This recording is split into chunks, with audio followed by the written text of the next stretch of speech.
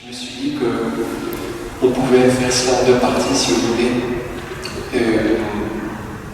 Nous ne pourrons jamais pardonner que par grâce, parce que nous aurons pris soin de nous remplir de miséricorde avant. Et donc, je me demandais si nous ne pourrions pas faire comme cela. Aujourd'hui, examiner comment le Seigneur nous miséricordie à partir de l'Écriture sainte, bien sûr. Et puis la prochaine fois, comment nous y prendrons-nous. Voilà ce que le Seigneur attend de nous. Donc il attend tout d'abord que nous recevions sa miséricorde, c'est ce dont je vais vous parler, et ensuite que nous la transmettions. Et donc le sujet de cette conférence-là est sur la réception de la miséricorde, et la semaine prochaine nous parlerons de la transmission de cette miséricorde. Voilà, alors je vous ai mis Luc 15, que vous connaissez bien, et je vous propose de vous commenter cela. Et après, si on a encore un peu de temps, eh bien, on commentera d'autres passages de l'Écriture où il est question de miséricorde. Donc Saint Luc, le médecin bien-aimé, comme il est appelé par Saint Paul, est l'évangéliste de la miséricorde. C'est chez lui que nous trouvons la parabole du fils prodigue, et c'est chez lui aussi qu'il est question du bon larron. Vous savez, au chapitre 23 de son évangile, il y a cette particularité-là. C'est aussi dans cet évangile-là que le Seigneur Jésus prie son Père, qu'il pardonne à ses bourreaux qui ne savent pas ce qu'ils font. Donc cet homme plein de délicatesse qui était Saint Luc et qui a certainement connu la Vierge Marie, qui a collaboré avec elle dans l'écriture de son évangile, eh bien était un homme doux et donc le plus à même certainement de nous parler de miséricorde. Alors il va mettre ensemble ces trois paraboles-là, de la brebis perdue, de la drachme perdue et du fils prodigue. Écoutez, je pense qu'il faut qu'on les lise avant que je ne vous en parle. Les publicains et les pécheurs venaient tous à Jésus pour l'écouter. Les pharisiens et les scribes récriminaient contre lui, cet homme fait bon accueil aux pécheurs et il mange avec eux. Alors Jésus leur dit cette parabole. Si l'un de vous a 100 brebis et qu'il en perd une, n'abandonne-t-il pas les 99 autres dans le désert pour aller chercher celle qui est perdue jusqu'à ce qu'il la retrouve? Quand il l'a retrouvée, il la prend sur ses épaules, tout joyeux.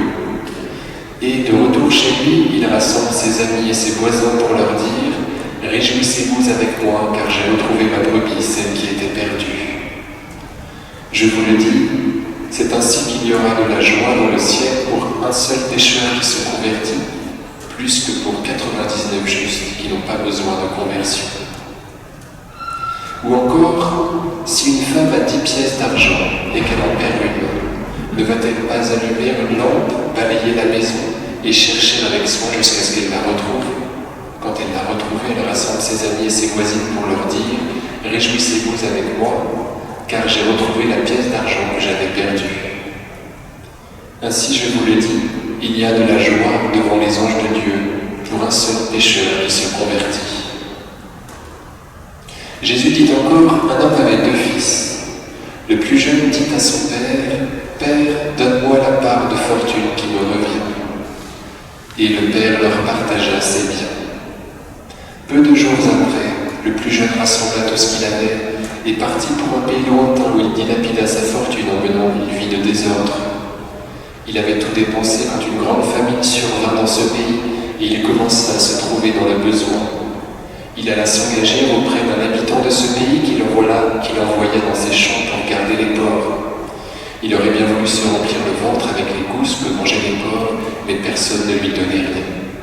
Alors il rentra en lui-même et se dit « Combien d'ouvriers de mon père ont du pain d'abondance et moi ici je meurs de faim. Je me lèverai, j'irai vers mon père et je lui dirai « Père, j'ai péché contre le ciel et envers toi.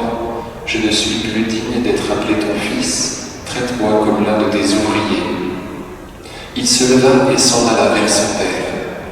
Comme il était encore loin, son père l'aperçut et fut saisi de compassion. Il courut se jeter à son cou et le couvrit de baisers. Le fils lui dit, « Père, j'ai péché contre le ciel et envers toi, je ne suis plus digne d'être appelé ton fils. » Mais le père dit à ses serviteurs, « Vite, apportez le plus beau vêtement pour l'habiller, mettez-lui une bague au doigt et des sandales aux pieds. Allez chercher le veau gras, tuez-le, mangeons et festoyons, car mon fils que voilà était mort et il est revenu à la vie. Il était perdu et il est retrouvé. » Et ils commencèrent à festoyer. Or le fils aîné était au champ. Quand il revint et fut près de la maison, il entendit la musique et les danses. Appelant un des serviteurs, il s'informa de ce qui se passait. Celui-ci répondit, « Ton frère est arrivé et ton père a tué le veau gras, parce qu'il a retrouvé ton frère en bonne santé. » Alors le fils aîné se mit en colère et il refusait d'entrer. Son père sortit le supplier, mais il répliqua à son père, « Il y a tant d'années que je suis à ton service, sans avoir jamais transgressé tes ordres, et jamais tu ne m'as donné un chevreau pour festoyer avec mes amis. Mais quand ton fils que voilà est revenu, après avoir dévoré ton bien avec des prostituées, tu as fait tuer pour lui le veau gras. » Le père répondit, « Toi, mon enfant, tu es toujours avec moi, et tout ce qui est à moi est à toi. Il fallait festoyer et se réjouir, car ton frère que voilà était mort et il est revenu à la vie. Il était perdu et il est retrouvé. » Alors, tout d'abord un petit mot, chers amis, sur la structure. Le Seigneur, vous noterez au verset 3, leur livre, d'après Saint Luc, une parabole au singulier. Alors Jésus leur dit 7 paraboles au singulier. Et il va leur en donner 3 finalement. On comprend qu'il veut que ces 3 paraboles soient tenues ensemble. Elles forment un tout. Et cela, vous allez voir, est très réconfortant à propos du frère aîné, dans lequel on pourrait se reconnaître. Si dans notre vie nous n'avons pas fait les 400 coups, eh bien on pourrait se trouver un petit peu dans cette posture-là, vous voyez, de dégoût. Alors je m'explique. Il y a d'abord 2 petites paraboles. La parabole de la brebis perdue, qui s'est perdue au loin. Et il y a ensuite la parabole de la pièce d'argent perdue, qui s'est perdue à l'intérieur de la maison. La maison, chez Saint Luc, c'est souvent l'église. Vous voyez, il y a un autre élément, alors une personne très certainement, qui est symbolisée par cette pièce d'argent, qui s'est perdue à l'intérieur de l'église. Vous voyez, elle n'a pas fait les 400 coups, elle n'a pas été très très loin, elle est toujours dans le sein de l'église, elle n'a pas fait de péché mortel, elle ne s'est pas coupée de la communion, mais elle est perdue quand même, vous voyez. C'est-à-dire qu'elle ne sent plus l'amour de Dieu, qu'elle ne le cherche plus, qu'elle ne met plus son cœur, certainement. Pardon, ce n'est pas parce qu'on ne sent plus l'amour de Dieu qu'on n'est pas tout proche. En tout cas, vous voyez, elle a cessé d'y aller avec le cœur, très certainement, cette personne. Et ensuite, nous avons une grande parabole où il est question de 2 personnes. Il est question du fils prodigue et puis de son frère. Le fils prodigue s'en va au loin, un petit peu comme la brebis perdue. Il fait n'importe quoi. Il dilapide la fortune de son père. Et puis, il y a le frère aîné qui, lui, est resté dans l'enceinte de la maison, dans l'église, et qui souffre au niveau du cœur, vous voyez, qui omet de puiser dans les trésors de son père. Tout ce qui est à moi est à toi, lui fait comme reproche son papa. Vous voyez, donc, il n'est plus dans la ponction de l'amour de son père dont son père rêverait, que son père rêverait qu'il pratique. Donc il ne va plus vers le cœur de son papa. Donc nous avons, je pense que vous avez déjà compris, une brebis perdue qui s'en va très loin, une drachme qui se perd à l'intérieur de la maison, un fils prodigue qui s'en va très loin, et un frère aîné qui se perd à l'intérieur de la maison, à l'intérieur de l'église. On a le schéma A, B, A', B'. Et cela peut se dire certainement parce que Jésus nous invite à tenir ensemble ces 3 paraboles, alors que Saint Luc nous dit qu'il nous livre 7 paraboles au singulier. Oui. Donc il y a un message pour le frère aîné aussi. Il y a une miséricorde qui est annoncée pour le frère aîné à partir de la parabole de la drachme perdue. De même que cette femme qui a perdu 10% de sa fortune, se met à chercher ces 10%, eh bien, le père s'en va à la recherche de son fils aîné. Il quitte la fête à laquelle il aimerait bien participer pour se rendre près de son fils qui rouspète et qui a le cœur triste. Et donc il y a une miséricorde aussi pour le frère aîné.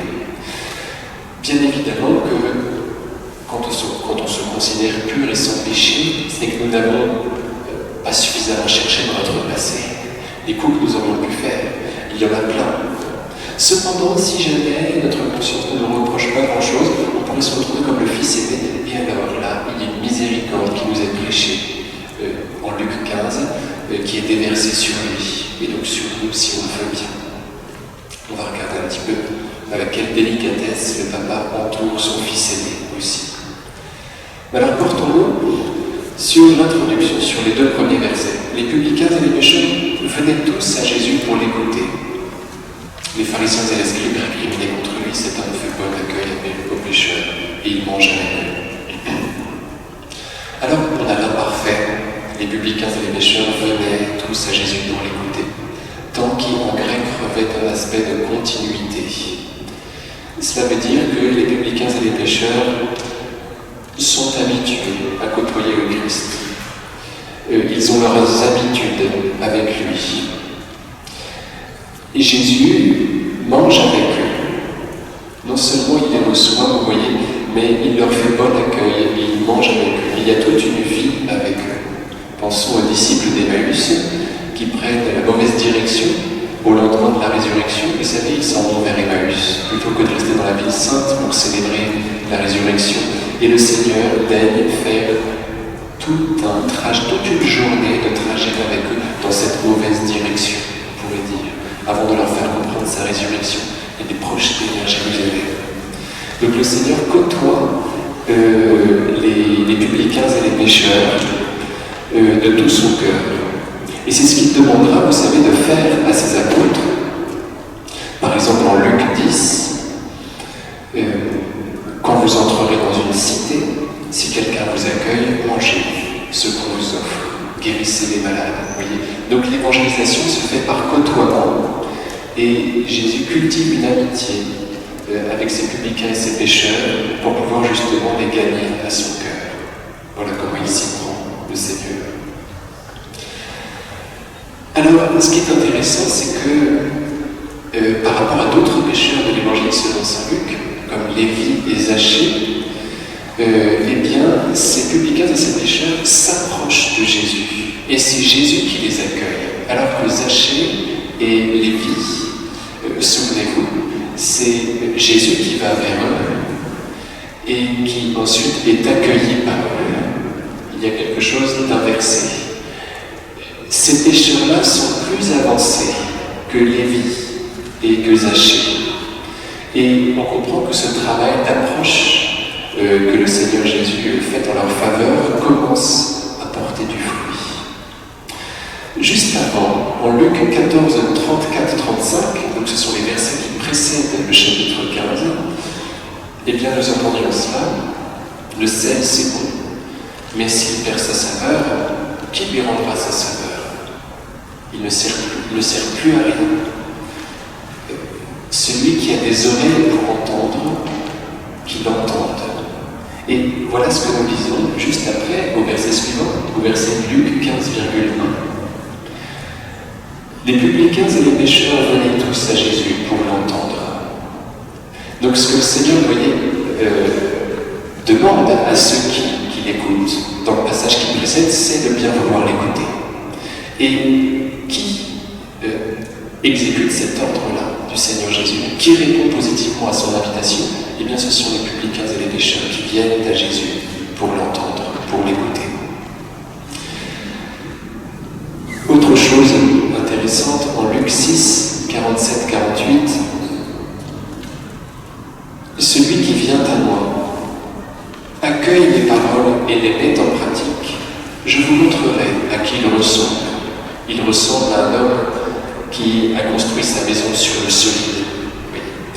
Alors, je m'explique. Vous devez vous demander pourquoi je me reporte à ce passage. Jésus dit, écoutons bien, celui qui vient à moi et écoute mes paroles et les met en pratique.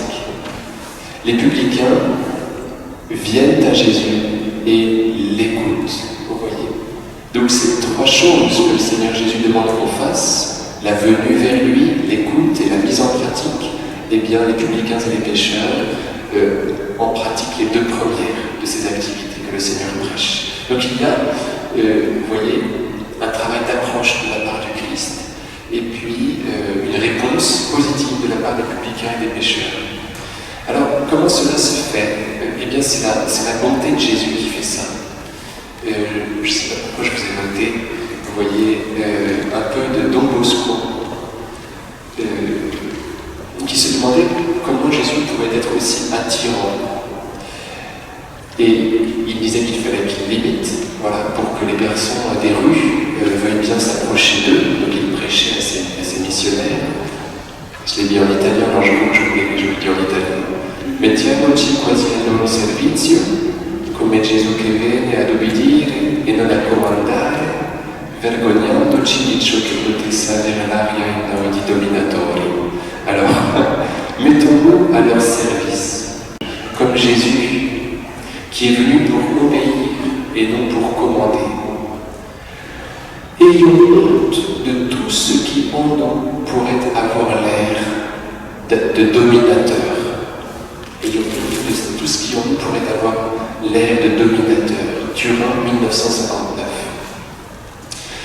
Donc le Seigneur Jésus, il est humble, il est doux, et c'est comme ça que le pécheur arrive vers lui. N'ayons pas peur du Seigneur Jésus, qui ne nous reprochera jamais nos péchés, bien évidemment. Il sera tellement ému qu'on veuille bien s'approcher de lui. Quand on arrive vers Jésus avec du péché, avec une misère qu'on veut bien mettre sous son regard, on lui cause deux joies. La première joie, c'est celle de la confiance qu'on place en lui. Et cette confiance lui fait infiniment plaisir. Et la deuxième joie qu'on lui procure, c'est qu'il a maintenant la possibilité de faire pour nous. Vous voyez, de nous guérir, de pallier notre manque de charité qu'on veut bien lui offrir. C'est une joie pour lui de donner. Souvenez-nous que Jésus a une soif de se donner, de se transmettre. Il a une soif inversée. Sur la croix, il dit « j'ai soif » et juste après sort de son sein un fleuve. Donc on comprend que la soif de Jésus n'est pas de boire, mais de transmettre. Donc quand on va vers Jésus, en tant que pauvre pécheur, qu'on se montre à lui tel qu'on est, notre confiance le ravit. Et ce qui le ravit encore, eh bien, c'est qu'il va pouvoir pallier notre manque de charité par la sienne propre qu'il déverse dans notre cœur. Donc, Jésus, n'ayons pas peur de nous approcher de lui. Il ne nous jugera jamais. Il le dit d'ailleurs, qu'il ne juge pas. Il nous ordonne de ne point le faire. Et donc, n'ayons pas peur d'arriver vers lui. Il ne va pas nous écraser, c'est tout le contraire qui se passe. Donc les publicains et les pécheurs sentent cela et s'approchent de Jésus. Alors, avant de passer à la suite, eh bien, un petit mot sur le verbe prosderomai en grec. Les pharisiens et les scribes récriminent contre lui au verset 2. Cet homme fait bon accueil aux pécheurs. Cet homme accueille les pécheurs. Alors, en grec, c'est le verbe prosderomai. Et c'est un verbe qui ne signifie pas en fait recevoir. On l'utilise plutôt pour dire l'attente, le désir. Par exemple, en Luc 2,25, or à Jérusalem, il y avait un homme du nom de Siméon. C'était un homme juste et pieux qui attendait, prosderomai, qui attendait la consolation d'Israël, et l'Esprit Saint était sur lui. Donc Jésus, vous voyez, mais on ne pouvait pas traduire comme ça aurait été trop bizarre. Normalement, littéralement, c'est Jésus a soif des pécheurs et il mange avec eux. On a traduit par fait bon accueil aux pécheurs et mange avec eux parce que certainement que cette traduction convient aussi. Mais il faut savoir que chez Luc, c'est plutôt cette connotation de désir et d'attente que revêt ce verbe prosderomai. Donc les pécheurs sont gagnés à Jésus par sa gentillesse, par son humilité de cœur, mais aussi par le fait qu'il aspire de tous ses désirs à les voir rejoindre son cœur. Et cette soif-là est attraction. Souvenons-nous de ce que Jésus dit sur la croix. Il dit « j'ai soif. Et un petit peu plus tôt dans le même évangile, il dit « Quand j'aurai été élevé de terre, j'attirerai à moi tous les hommes.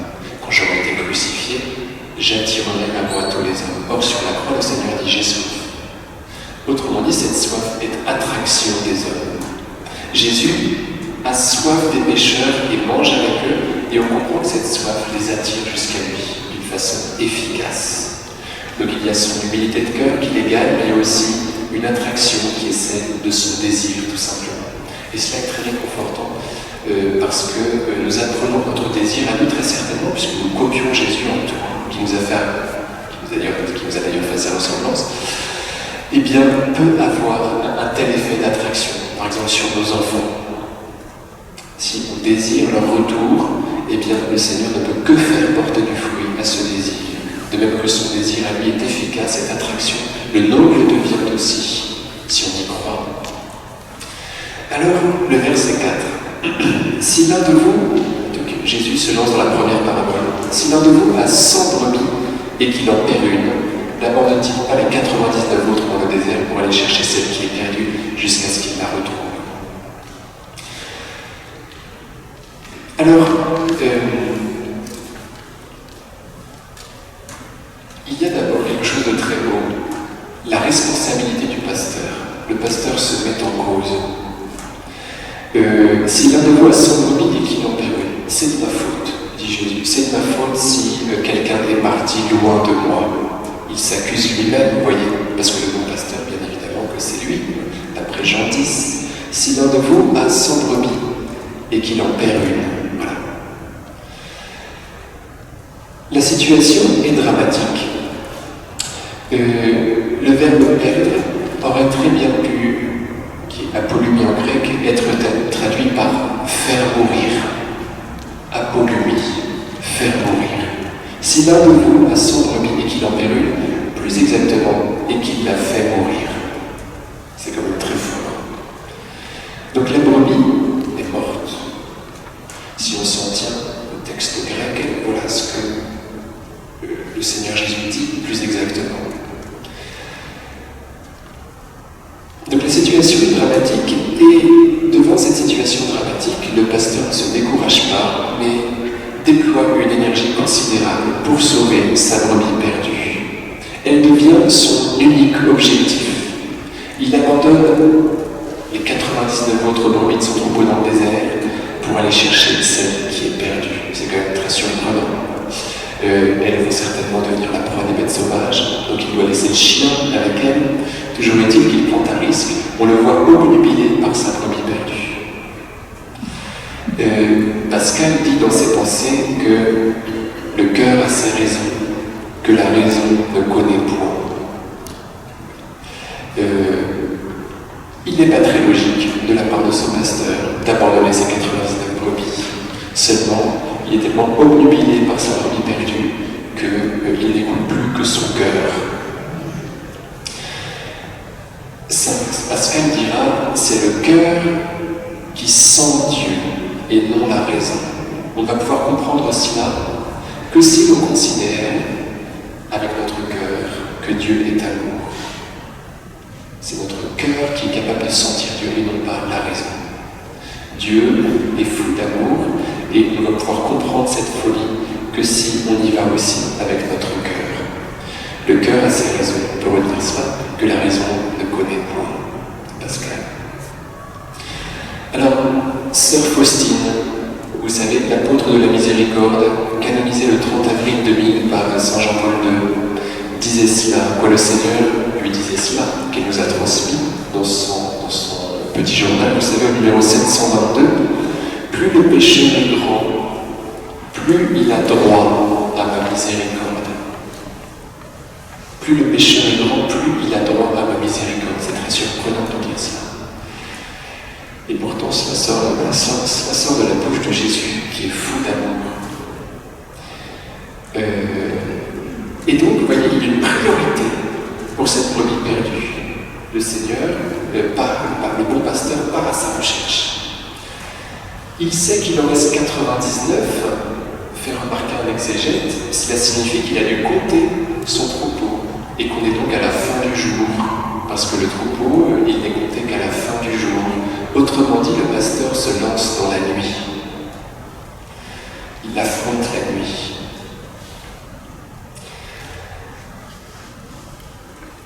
Jusqu'à ce qu'il la retrouve.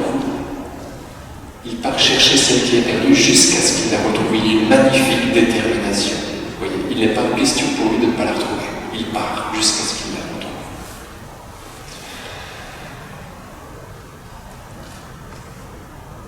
Alors bien évidemment, une petite remarque au passage, mais je vous l'ai fait tout à l'heure, je vous la refais, c'est bien évidemment que c'est Jésus lui-même qui se met en scène, lui qui est le bon pasteur. C'est de lui qu'il parle dans toute parabole, bien évidemment. Alors comment expliquer une telle énergie? La brebis appartient au pasteur. Elle est son bien propre. Et il lui voue donc un amour viscéral. Vous voyez,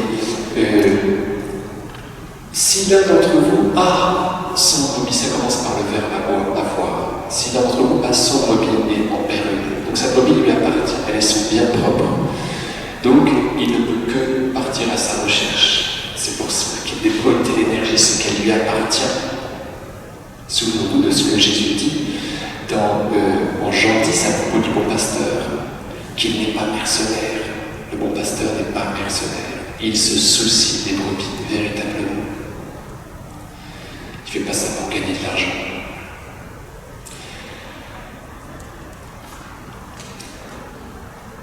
Alors, contemplons la force du pasteur. Quand il l'a retrouvé, verset 5, quand il l'a retrouvé, il la prend sur ses épaules, tout joyeux, et de retour chez lui, il rassemble ses amis et ses voisins pour leur dire: réjouissez-vous avec moi car j'ai retrouvé celle qui était perdue. Quand il la retrouve, il retrouve la brebis perdue, et cela semble normal. Vous voyez, quand il la retrouve, il y a un automatisme. Il part jusqu'à ce qu'il l'ait retrouvée. Quand il l'a retrouvée, on voit sa magnificence. Notons par ailleurs que le bon pasteur ne part pas à la recherche de la brebis perdue, mais il va derrière elle. Il la suit, il dit, c'est le verbe aller et non pas le verbe chercher qui est utilisé. Comme si le pasteur connaissait la direction, vous voyez, il va derrière elle. Bien sûr qu'il la recherche, mais il ne tâtonne pas, il sait où elle est. Donc il y a, si vous voulez, un contrôle de la situation qui est très rassurant. Nous sommes dans la main de Jésus. C'est Jean 10,28.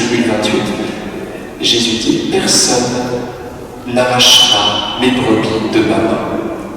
Et on voit que le Seigneur a complètement le contrôle sur la situation. Il va derrière sa brebis perdue, il sait où elle est, jusqu'à ce qu'il la retrouve quand il l'a retrouvée. Donc cette situation dramatique est complètement assumée positivement par Jésus, par le bon pasteur. Alors maintenant, la joie du pasteur. Il la retrouve, il la met sur ses épaules. Il y a quelque chose de dégoûtant, comme le film, un jour remarqué le pape François, mettre une brebis perdue sur ses épaules, alors qu'elle a dû transpirer de peur, a quelque chose d'absolument dégoûtant. Souvenons-nous que le pape François demande au pasteur, là je me prêche moi-même, de bien vouloir sentir l'odeur, de bien vouloir être revêtu de l'odeur de leur brebis, autrement dit, de pratiquer cette miséricorde. C'est un des sens de l'étole, d'ailleurs, vous savez, cette écharpe qu'on met pour la messe, qu'on met d'ailleurs pour tout sacrement, mais qui pend par devant. Elle signifie très certainement la prise de la brebis perdue, vous voyez, dont les pattes sont saisies deux par les mains du pasteur. Voilà.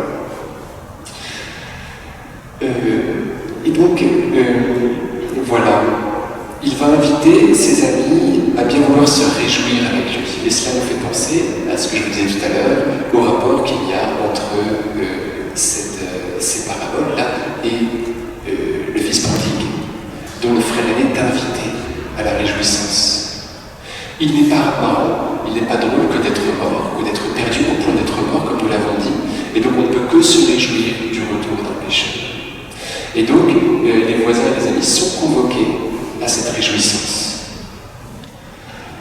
Parce qu'il n'est pas marrant de ne plus être en état de grâce et d'être mort. On ne peut pas envier cela. Vous voyez, et c'est comme ça aussi qu'on souvent la parabole des ouvriers de la 11e heure. Effectivement, ils ne travaillent qu'une heure, et peut-être que quand ils arrivent en train de tout ranger, vous voyez, peut-être qu'ils ne font rien du tout. Toujours est-il qu'ils ont été dehors en attendant, et qu'il n'est pas très drôle d'être dehors. C'est que personne ne nous a embauchés, vous savez. C'est comme ça qu'ils se justifient. Et on sait que l'ennui, en tant que prêtre, je ne sais pas encore, c'est que l'ennui est quelque chose d'affreux. Voilà. Parce qu'en fait, on ne peut pas faire les offrandes spirituelles. Quand on est en dehors du Christ, on s'ennuie, il n'y a rien qui fructifie. On n'est pas en lien, on n'est plus pierre vivante, on est en dehors du corps, et donc on ne peut plus faire les offrandes spirituelles dont parle Saint Pierre dans sa première lettre. Donc en fait, tout est vain. Alors je pense que le Seigneur se débrouille pour nous faire quand même porter du fruit, mais on se rend compte que notre vie n'est plus fructueuse, qu'il y a, il y a un ennui qu'on ressent avec d'autant plus de force. Alors, oui, un petit mot sur la passivité de l'amour. Elle est complètement passive, vous voyez. Elle est cherchée, retrouvée, portée. Le bon pasteur fait toutes ses actions. Elle se laisse faire. Souvenons-nous du paralytique qui ne peut absolument rien faire, qui est descendu devant Jésus sur son brancard. Et il y a dans cette inertie-là quelque chose du péché, étant donné que le Seigneur commence par le soigner de cela, à ce niveau-là. Tes péchés sont pardonnés. Autrement dit, vous voyez, il y a un lien entre cette inertie du paralytique portée par 4 de ses amis et le péché. Il ne pouvait plus rien faire. Et d'ailleurs, Jésus lui dit « Confide, aie foi toi aussi ».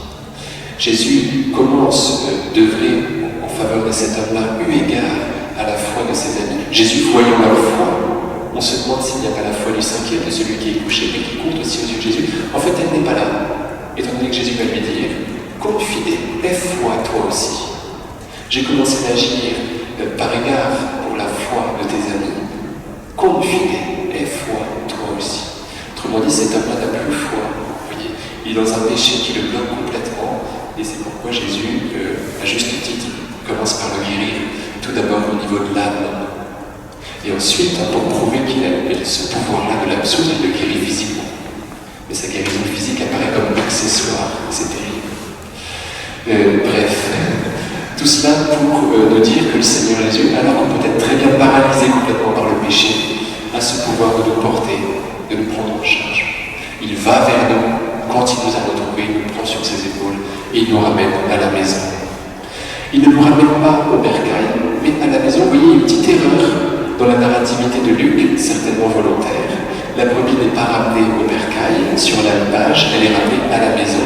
Comme je vous disais, la maison chez Saint Luc, c'est l'Église, et c'est Jésus, vous voyez, qui se trahit dans son propos. On comprend que cette parabole-là, bien évidemment, comme toute autre parabole, pour illustrer quelque chose de fondamental, le pécheur est ramené dans le sein de l'Église. Alors, la conclusion de la parabole, c'est ainsi qu'il y a plus de joie aux cieux pour un seul pécheur qui se convertit que pour 99 justes qui n'ont pas besoin de conversion. Alors là, il faut bien comprendre ce que Jésus veut dire. Bien évidemment, Jésus est content qu'on soit ajusté, qu'on soit juste. C'est ce qui lui fait le plus plaisir. D'ailleurs, c'est notre confiance, c'est notre ajustement à lui. Donc, évidemment qu'il est content quand on est avec lui. Écoutons donc la phrase. Plus que pour 99 justes qui n'ont pas besoin de conversion. Ce sont ces justes-là qui déplaisent au Christ. On va dire qu'il ne lui déplaise pas tant que ça, mais en tout cas qui lui donne moins de joie qu'un pécheur qui se convertit. Celui qui est juste, mais qui estime ne pas avoir besoin de conversion, eh bien celui-là ne réjouit pas tant que cela, le Seigneur Jésus. C'est pourquoi Sainte Thérèse de Lisieux, qui avait bien compris cela, comptait comparaître devant Dieu les mains vides. Non pas qu'elle ne put se prévaloir de rien. Souvenez-vous qu'elle avait un petit carnet de sacrifices, mais elle inscrivait ses sacrifices dans un carnet pour se préparer à sa première communion. Donc elle était très dynamique dans l'action. Seulement, elle voulait donner à Dieu ce plaisir-là qui la comble quand elle arriverait aux cieux. Elle savait, elle avait compris que pour Jésus, il y avait une joie à se donner, que la joie de son cœur était de se transmettre. Il parlait des flots d'amour qui étaient comprimés dans son cœur. Donc elle voulait pouvoir lui faire cette joie au soir de sa vie, de tout lui redemander. Bien évidemment qu'elle avait l'espérance d'être payée de retour, mais elle ne réclamait rien pour donner à joie ses dons. pour donner à Jésus cette joie de d'étancher sa soif de don. Souvenez-vous de ce que j'ai dit à la Samaritaine, si tu savais le don de Dieu, si tu savais le don, autrement dit, j'ai soif de pouvoir le transmettre. Alors, Thérèse de Lisieux dit cela, au soir de cette vie, je paraîtrai devant vous les mains vides. Elle crochette, c'est très intéressant, elle crochette deux phrases de ses maîtres spirituels que sont Saint Jean de la Croix et Sainte Thérèse d'Avila. Saint Jean de la Croix, dans sa 70e maxime, dit cela qu'au soir de sa vie, on la connaît bien, nous serons examinés sur l'amour. Au soir de notre vie, nous serons examinés sur l'amour, sur la charité. Thérèse, elle connaît cela par cœur, elle lit. Et puis, il y a Thérèse d'Avila qui dit cela au chapitre 21 de sa vie. Coûte que coûte, Seigneur, ne me laissez pas plus longtemps paraître devant vous les mains vides, puisque vous devez mesurer le salaire sur les œuvres. Coûte que coûte, Seigneur, ne me laissez pas plus longtemps paraître devant vous les mains vides, puisque vous devez mesurer le salaire sur les œuvres. Donc vous voyez, il y a chez Saint Jean de la Croix, qui parle tous les deux de charité, ces grands maîtres spirituels du XVIe siècle. Il faut que nous arrivions avec de la charité. Tous les deux, dans leurs expressions, dans leur formulation, ont respectivement ces formules, vous voyez, au soir de notre vie, pour Saint Jean de la Croix, et puis, c'est chez Thérèse d'Avila, que je ne paraisse pas devant vous les mains vides. Thérèse crochette ces groupes nominaux pour en faire sa phrase à elle. Au soir de ma vie, je paraîtrai devant vous les mains vides. Donc, c'est une provocation, si vous voulez, c'est une insolence. Elle décide d'offrir à Jésus, comme amour, cette possibilité-là, elle décide de lui offrir comme amour une invitation à ce qu'il lui donne son amour. Alors maintenant, l'interaction, alors je ne vais pas m'y attarder, parce qu'il faut qu'on avance, on est un petit peu en retard. Si je vais terminer à 11h30, bon voilà, elle est perdue à l'intérieur de la maison, cette drague, cette pièce d'argent. Et donc, en préfiguration de l'aîné du prodigue, qui est perdu lui aussi à l'intérieur de la maison. On est dans B et B'. Je me porte directement sur la parabole de l'enfant prodigue. Il va demander à son père la part qui lui revient, et son père se dépossède en faveur de son fils avec une libéralité extrême. Il ne fait aucun commentaire, il est extrêmement chaste, il laisse partir son fils. Vous voyez, tout de suite. Voilà. Très bien, je te donne tout ce que tu veux. C'est-à-dire que Jésus, parce que c'est précieux, Dieu, on pourrait dire, là c'est Dieu, est comme ça. Il ne veut certainement pas qu'on aille vers lui d'une façon forcée. Dieu aime celui qui donne joyeusement, 2 Corinthiens 9. Et puis, voulez-vous partir, vous aussi, vous savez, à Saint-Pierre, alors que tout le monde vient partir, choqué par le discours sur le temps de vie, Jésus a cette grande chasteté de dire à Saint-Pierre de lui demander à ses 2 amis s'ils veulent partir, mais aussi c'est quand même très courageux. Oui. Alors que tous les autres viennent de faire défection, tous ces autres interlocuteurs.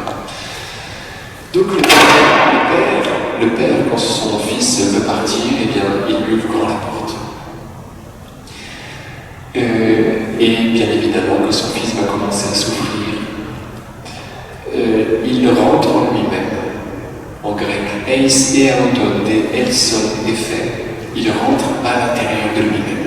Voyez. Le pécheur est travaillé au corps par l'Esprit Saint, qui le fait se poser à un moment donné. Pourquoi est-ce que je suis malheureux? Il en a marre de faire la bringue. Il a un désir de silence. Charles de Foucault au Seigneur, à propos de son année de fête, continuait la Ponte à Mousson en 1880. Donc c'est l'année où il est le plus dépravé. Il dira de cette année qu'il était moins un homme qu'un porc. Il faisait venir des prostituées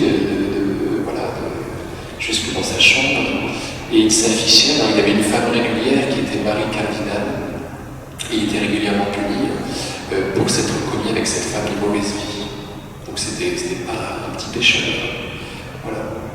Et comme vous le savez, par sa fortune considérable qu'il avait hérité 19 ans de son grand-père, eh bien, il éclaboussait ses compères militaires en omettant d'aller toucher sa solde.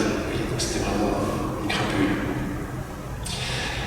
Habillé sur mesure à Saint-Cyr. Bref, alors, voilà ce qu'il disait. Vous me faisiez, donc il parle à Dieu, à propos de cette année, il écrit plus tard, après sa conversion, à propos de cette année, de fait continuelle à Pont-à-Mousson, l'année 1880. Vous me faisiez sentir un vide douloureux, une tristesse que je n'ai jamais éprouvée qu'alors. Elle me revenait chaque soir lorsque je me trouvais seul dans mon appartement. Elle me tenait muet et accablé pendant ce qu'on appelle les fêtes. Je les organisais, mais le moment venu, je les passais dans un mutisme, un dégoût, un ennui infini. Vous me donnez cette inquiétude vague d'une conscience mauvaise, qui tout endormie qu'elle est, n'est pas tout à fait morte. Je n'ai jamais senti cette tristesse et ce malaise, cette inquiétude qu'alors. Jean-François Six, vie de Charles de Foucault, page 30.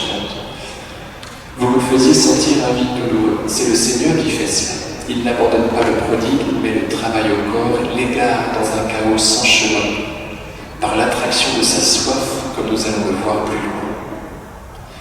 Alors ce n'est pas par contrition que le prodigue décide de retourner chez son père, mais par attrition. Non pas parce qu'il regrette d'avoir offensé son père, mais parce qu'il en a assez de manger n'importe quoi. Vous voyez, il y va à cause d'un malaise. Il n'y va pas par peine d'avoir offensé son père, mais parce qu'il ne se sent pas bien. Il n'y va pas par contrition, mais par attrition. Et c'est toujours comme ça souvent qu'on va se confesser, mais parce qu'on n'est pas bien. Admirable humilité de Dieu qui veut bien être choisi par défaut.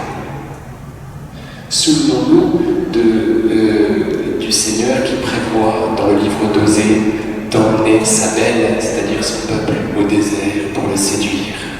Il sait qu'il ne fait pas le poids face aux autres idoles. Dans son humilité, il se dit que sa seule chance, c'est qu'il n'y ait plus que lui.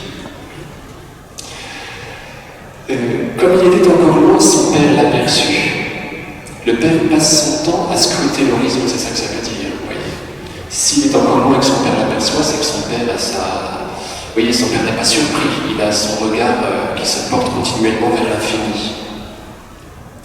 Donc il n'est plus que désir de son fils, il n'est que soif. Et souvenons-nous de ce qu'on disait de la soif du père, elle est attraction.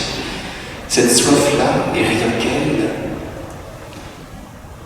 car Dieu ne va jamais à l'encontre de notre liberté. C'est cette soif-là qui agit sur le cœur du Fils, qui le déstabilise, qui le fait entrer en lui-même. Souvenons-nous des larmes de Monique qui ramènent Augustin. Dans l'horizon de la fête de Sainte Monique, dans la collecte, dans l'horizon d'ouverture de la messe, eh bien, on magnifie les larmes de Monique et non pas sa prière. Voyez, le retour d'Augustin, son fils, à Dieu, aurait pu être attribué à la prière de Monique, mais non, ce sont ses larmes qui sont primées. C'est très intéressant.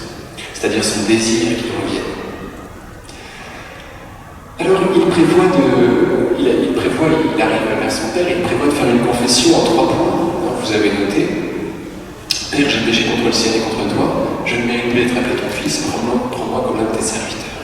Donc il a prévu de dire 3 trucs. C'est bien une confession. Bref, voilà. Et il commence, il se jette à ses pieds. On a tous à l'esprit le tableau de Rembrandt de 1668, où on voit un père vieux, habillé de rouge, on sait bien que c'est Dieu, vous voyez, à cause de cela, vêtu d'un manteau de pourpre. On voit bien que ce père est Dieu, et ce père n'y voit pas clair, vous voyez, il n'y voit plus clair. Il est aveugle sur le tableau de Rembrandt. Autrement dit, c'est griller les pupilles, c'est, comment est-ce qu'on pourrait dire, il est devenu aveugle à force de désirer son fils, à force de scruter l'horizon. Il a tellement désiré, il a tellement pleuré aussi qu'il n'y voit plus clair, c'est très impressionnant de voir cela. Il le prend contre lui, vous savez, il l'amène jusqu'à son cœur. C'est un peu compliqué, j'aurais pu sauter tout ça. L'engagement juridique de la part de Dieu cessait de l'obliger lorsqu'il serait enfreigné l'alliance et ne respectait pas les conditions. Voilà, c'est là que ça recommence à devenir Mais précisément alors, Hesed, cessant d'être une obligation juridique, révélait son aspect plus profond.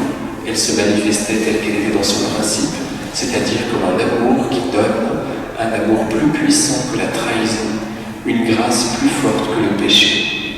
Cette fidélité à l'égard de la fille de mon peuple infidèle est en définitive de la part de Dieu, fidélité à lui-même. Cela apparaît évident surtout dans le retour fréquent du binôme Hesed veut émettre, grâce et fidélité, qu'on pourrait considérer comme une ondiadis. Une ondiadis, c'est-à-dire, c'est une figure de style qui consiste à étirer, vous voyez, par une accumulation de vocabulaire, un mot, on étire ce mot en lui rajoutant d'autres mots pour bien faire comprendre son sens. Vous voyez. Donc là, c'est Hesed veut émettre, donc c'est grâce et vérité. Et on comprend un petit peu mieux ce que c'est que cette grâce. C'est une grâce de fidélité. Donc on étire le mot par d'autres mots. Et ça, c'est très biblique. Alors, par exemple, Exode 34,6. Donc c'est Dieu qui donne son nom à Moïse. Il lui dit « Je suis le Dieu tendre et miséricordieux, lent à la colère, plein d'amour et de vérité. » On retrouve exactement la même chose. Hesed veut émettre, plein d'amour et de vérité. Après, je vais vous faire un tout petit résumé parce que c'est quand même c'est pas compliqué. Ce n'est pas à cause de vous que j'ai agi ainsi, maison d'Israël, mais c'est pour mon sein. Ainsi, Israël, accablé de faute pour avoir enfreint l'alliance, ne peut prétendre avoir droit à la Hesed de Dieu en se fondant sur une justice légale. Et pourtant, il peut et il doit garder l'espoir et la confiance de l'obtenir, parce que le Dieu de l'alliance est réellement responsable de son amour. Le fruit d'un tel amour, c'est le pardon et la restauration de la grâce, le rétablissement de l'alliance intérieure. Voilà, on retenons que Hesed, c'est l'amour en tant que fidélité. Fidélité que le Seigneur prévoit d'observer. Il prévoit avec lui-même. Oui, c'est un contrat qui se fait avec lui-même, mais c'est un contrat qui est plus fort que lui. Étant donné que c'est celui auquel il voue cette fidélité n'est autre que lui-même. Oui, on pourrait résumer ça comme ça. Je ne sais pas si c'est très bien résumé. Le second mot qui sert dans la terminologie de l'Ancien Testament à définir la miséricorde est Rahamim. Il a une nuance différente de celui du Hesed, tandis que ce dernier met en évidence ses caractères, être fidèle à soi-même, être responsable de son amour. Rahamim, déjà dans sa racine sémantique, dénote l'amour de la mère, révèle le sein maternel, du lien très profond et originaire, et même de l'unité qui lie la mère à l'enfant, naît un rapport particulier avec lui, un amour tout spécial, c'est ça, Rahamim. De cet amour, on peut dire qu'il est entièrement gratuit, qu'il n'est pas le fruit d'un mérite, et que sous cet aspect, il constitue une nécessité intérieure, c'est une exigence du cœur. Il y a là une variante presque féminine de la fidélité masculine à soi-même, exprimée par la Hesed. Sur cet arrière-fond psychologique, Rahamim engendre une échelle de sentiments parmi lesquels se trouvent la bonté, la tendresse, la patience et la compréhension, c'est-à-dire la promptitude à pardonner. On peut s'arrêter là. Donc vous voyez, à propos des mains féminines et masculines de Dieu, cela correspond à l'Ancien Testament, vous voyez, où il est question de Hesed, de fidélité, quelque chose de plus fort, de plus masculin, et puis d'entrailles féminines. Jésus, quand il rencontre le lépreux, est frappé aux entrailles. Vous voyez, ces entrailles se rentrent en mouvement, et il faut qu'on lui demande cette même compassion, vous voyez, existentielle. Qu'on souffre quand on voit quelqu'un souffrir, c'est une grâce. Quand on souffrirait en voyant souffrir notre mère ou quelqu'un qui nous est cher.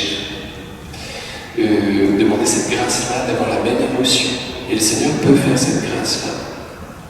En considérant les petits, il peut vraiment nous émouvoir. Et cette émotion crée notre